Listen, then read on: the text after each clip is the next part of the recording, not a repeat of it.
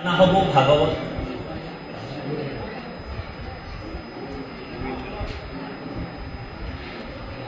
মহাপুণ্যৰ ফলত সাধুৰ সংখ্যা এক, মহাপুণ্যৰ ফলত সুপুত্ৰ পায় দুই, আৰু মহাপুণ্যৰ ফলত সুভাৰ্যা পায়। এই তিনিটা বস্তু মহাপুণ্যৰ ফলত লাভ হয়। প্ৰথম কিন্তু মহাপুণ্যৰ ফলত সাধুৰ সংখ্যা ভকতৰ কোটি কোটি জন্মৰ পূৰ্বত যাৰ পুণ্য সঞ্চিত হৈ আছে, সেইসকল ব্যক্তিয়ে ভাগৱতৰ কথাত কৃষ্ণ কথাত কাণ পাতিব বুলি কৈছে। ভাগৱতৰ একাদশ খণ্ডত উদ্ধৱক কৃষ্ণই কৈ আছে যে হে উদ্ধৱ, ভগৱানৰ মোৰ কথাবিলাক কোনে শুনিব কাণ পাতি? যাৰ নেকি কোটি কোটি জন্মৰ পূৰ্বৰ পুণ্য সঞ্চিত হৈ আছে। জন্মান্তৰে ভাবিত পুণ্যম তদা ভাগৱত লভে। বোলে জন্মান্তৰে ভাবিত পুণ্যম তদা ভাগৱত লভে। জন্মে জন্মান্তৰ যাৰ পুণ্য পূৰ্বতে সঞ্চিত হৈ আছে, সেয়েহে হৰি কথাত কাণ পাতিব বুলি কৈছে। পাপীয়ে কৃষ্ণ কথা শুনিবলৈ সুবিধা নাপায়। আপোনাৰ মোৰ পুণ্য থকাৰ কাৰণে এই স্থানত আহি একেলগে বহি কৃষ্ণ কথা শুনিবলৈ আমি সুবিধা পাইছোঁ। এই কথাটোকে আমাৰ গুৰুৰ গুৰু জগতগুৰু শ্ৰীমন্ত শংকৰদেৱে, আমাৰ পৰম গুৰু শ্ৰীমন্ত শংকৰদেৱে ভাগৱতৰ দশম স্কন্ধত ভাঙনি কৰি কৈছে, এই ৰাম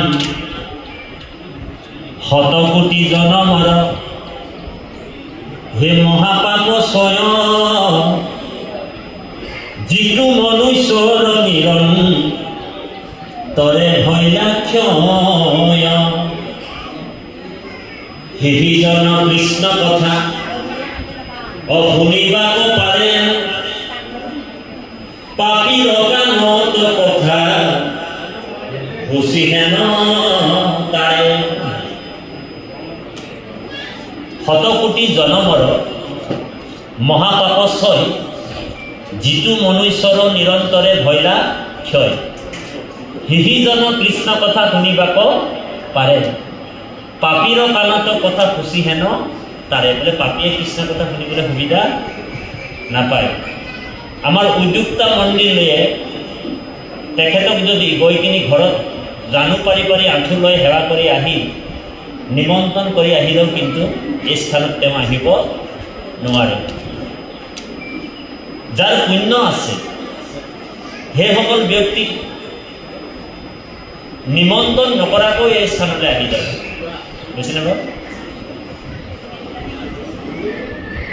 সেইকাৰণে আমাৰ গুৰুজনাই জগতগুৰু শ্ৰীমন্ত শংকৰদেৱে কীৰ্তনত লিখিছে, বোলে জন্মে জন্মে আৰাধিছে অজিতু মহাহৰি, তাহাৰ জিভাত নাম আহে হৰ হৰি।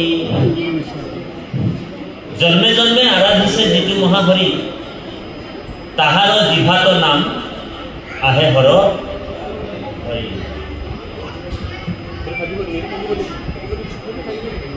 কৃষ্ণ আৰু কাৰ মুখত ঈশ্বৰৰ নাম নাহে?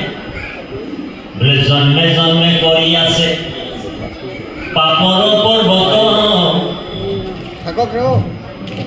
আজুৰন্তে নাহে নাম তাহাৰ জিভাত। জন্মে জন্মে কৰি আছে পাপৰ পৰ্বত, আজুৰন্তে নাহে নাম তাহাৰ জিভাত। তেওঁ ৰাম নাম ল'ব নোৱাৰে, কৃষ্ণ নাম ল'ব নোৱাৰে। গতিকে আপোনাক মহামহন্ত আৰু আমাৰ প্ৰতি ভগৱানৰ বিশেষ কৃপা আছে। সেইকাৰণে আমি আপুনি আহি এই পুণ্য তীৰ্থত গৈ কৃষ্ণ কথা অমৃত সমান পাঠ কৰিছোঁ।